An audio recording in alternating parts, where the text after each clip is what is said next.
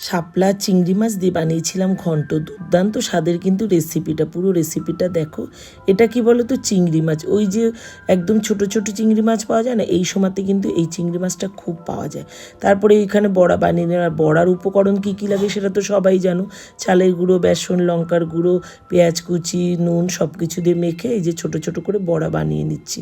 একটু বড় বড় করে বানালে সেটা ডাল দিয়ে খেতে বেশ ভালো লাগে, তবে যেহেতু আমি এই ঘন্টতে দেবো তো তাই জন্য ছোট ছোট করে কেটে নিলাম। আর ওখানে দেখতেই পেলে শাপলাটাকে কেটে নিয়েছি আমি। তারপরে বড়াটাকে ভাজা হয়ে গেলে ওই তেলের মধ্যে আবারও একটু তেল দিয়ে তারপরে কালো জিরে ফোড়ন দিয়ে শাপলাটাকে দিয়ে দিলাম। তারপরে নুন হলুদ দিয়ে একটু মিশিয়ে নিলাম। পুরো বড়াটা কিন্তু বানাইনি, একটুখানি বড়ার ব্যাটার রেখে দিয়েছিলাম, এটা এর মধ্যে একবারে দিয়ে দেবো। যেহেতু ঘন্ট বানাচ্ছি একটু আঠালো তো লাগবে, তাই জন্য কিন্তু আমি এইভাবে দিলাম। এটাকে একটু মিশিয়ে নিয়ে একটু ঢাকনা চাপা দিয়ে তারপরে এদিকে একটা মশলা বানিয়ে নেব।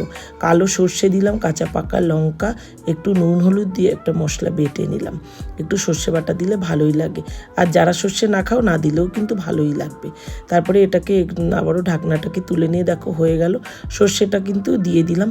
আর ওই যে নুন হলুদের সর্ষেটা কেন বাটলাম বলো তো, একটু না সর্ষে অনেক সময় তেতো হয়, নুন হলুদ দিয়ে দেখবে তাহলে কিন্তু একদমই তেতোটা লাগে না।